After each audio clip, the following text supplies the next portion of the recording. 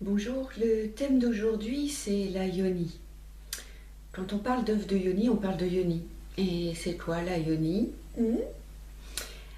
Donc la yoni, c'est un terme sanskrit qui permet de parler de la totalité du sexe féminin, l'intérieur et l'extérieur.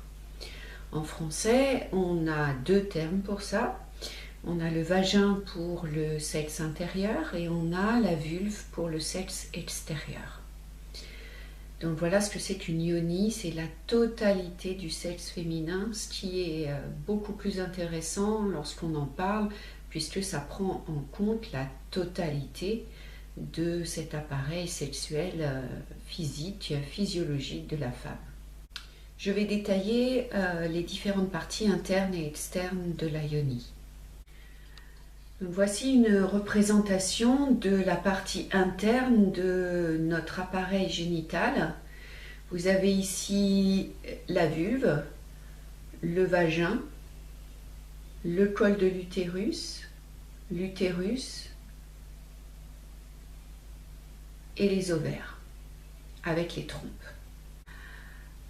Une grande partie des femmes n'ont aucune idée de la taille de ce qui est à l'intérieur, ni de la forme de ce qui est à l'intérieur. Donc il est très intéressant d'observer des coupes anatomiques et de voir comment nous sommes constitués. Par exemple, le vagin. Donc vous voyez que le vagin est relativement court.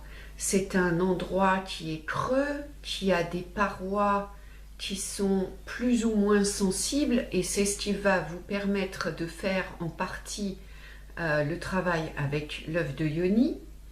Au-dessus, vous avez un col de l'utérus qui est tout le temps fermé. D'ailleurs, lorsque vous êtes enceinte, le bébé n'arrive pas à descendre. Il est logé dans l'utérus, ici, et il ne descend pas. Il est coincé à l'intérieur de ça pour pouvoir faire sa gestation. Donc, le col de l'utérus est complètement fermé et rien ne peut pénétrer du vagin dans l'utérus. Ce que vous avez autour là de l'utérus, c'est ce que l'on appelle l'endomètre. C'est ce qui va permettre à l'œuf de nicher, et c'est aussi ce qui crée vos lunes, vos règles. Parce que lorsque l'ovule sort de l'ovaire et descend dans la trompe, il va faire tout un voyage jusqu'à l'utérus. Si l'ovule n'est pas fécondé, il va faire son voyage, il va arriver dans l'utérus, il ne va pas nider, et donc tout l'endomètre qui jusque-là, depuis le début du cycle, s'était gorgé de sang pour pouvoir aider l'œuf à s'accrocher et surtout pour pouvoir le nourrir et lui permettre de croître, cette paroi d'endomètre qui ne servira à rien puisque l'œuf n'est pas fécondé se désagrège et coule et s'écoule pour disparaître. L'autre chose sur laquelle j'insiste assez souvent, c'est la taille de votre utérus. Je ne sais pas si vous êtes comme moi, mais pendant des années, j'ai cru que cet utérus était quelque chose d'énorme et qui prenait une grande partie de la place dans mon ventre. Or, vous voyez, c'est tout petit. Voilà, et ça prend de plus en plus d'ampleur avec la grossesse lorsque le bébé est à l'intérieur et prend de plus en plus de place. Mais sinon, c'est tout petit comme ça. Et d'ailleurs, c'est ce qui explique que lorsque vous mettez un stérilet, le stérilet soit aussi petit parce qu'il prend la place complète à l'intérieur de l'utérus. Pour vous donner une idée de l'endroit où tout cet appareil génital se situe, vous pouvez prendre les mesures de cette manière-là. Joignez vos pouces et posez-les dans le nombril. Faites rejoindre vos index, vous faites le mudra du féminin. Si vous posez vos doigts naturellement, sous vos petits doigts, vous avez vos ovaires. Et à peu près au niveau de la pointe de votre index, vous avez votre utérus.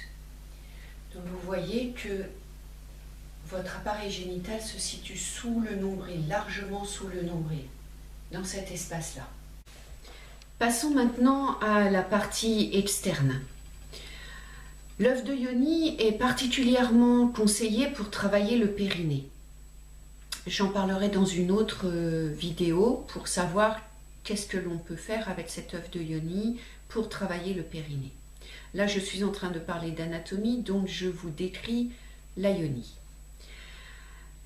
En interne, ce que l'on ne voit pas, c'est ce qu'on appelle le périnée. Donc voilà votre bassin. Et le périnée, c'est toute cette zone rouge qui est entre les os du bassin. Le périnée est constitué de 3 couches de muscles qui se superposent. En interne, voilà à quoi ça ressemble. Donc vous voyez bien les différentes couches qui se croisent et qui se superposent. Et si vous voyez avec cette vision-là de notre bassin, vous voyez bien que le périnée a un rôle extrêmement important puisque c'est lui qui va soutenir la totalité des organes qui se trouvent en interne, ici, dans le bassin. Donc il est important que votre périnée soit tonique pour pouvoir soutenir ce qui est à l'intérieur, mais il est aussi important qu'il soit souple pour pouvoir respirer. Alors, qu'est-ce qu'on a à l'intérieur de ce bassin? On a d'abord l'arrivée du gros intestin.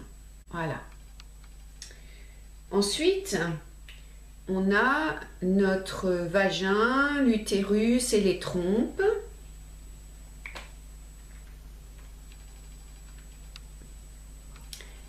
Et tout devant, on a la vessie. Voilà comment tout ça est positionné à l'intérieur. Donc, vous voyez que si votre périnée n'est pas assez tonique, il va permettre ce que l'on appelle des descentes d'organes qui peuvent être modérées à gravissimes. Tout ceci est soutenu par ces muscles périnéaux qui sont positionnés de cette manière-là. Lorsqu'on regarde par en dessous le bassin, on peut voir la totalité de la face externe du périnée. C'est toute cette zone rouge qui est constituée de couches de muscles différents qui s'accrochent sur les os du bassin. Vous pouvez voir ici votre anus, là votre vulve, au-dessus vous avez l'urètre et le clitoris. Les parties bleues que vous pouvez voir ici et là sont en fait les 2 branches du clitoris dont je vais parler après. Cette partie-là du périnée qui se trouve entre la vulve et l'anus s'appelle le nœud périnéal. Je viens d'évoquer le clitoris. Je pense que maintenant tout le monde est à peu près au courant de ce à quoi ça ressemble, mais je vais quand même le montrer. Voilà, un clitoris c'est ça. Donc la seule partie que nous connaissions jusqu'à il y a peu de temps, c'est le petit bout qui est ici, qui est donc l'équivalent du gland du sexe masculin, bien qu'il contienne 2 fois plus de terminaisons nerveuses, donc est beaucoup plus sensible que le gland du sexe masculin. Et à l'intérieur, vous avez comme deux bras là, et des bulbes qui sont situés sous les grandes lèvres. Voilà pour aujourd'hui, prenez bien soin de votre yoni et à très bientôt pour une prochaine vidéo.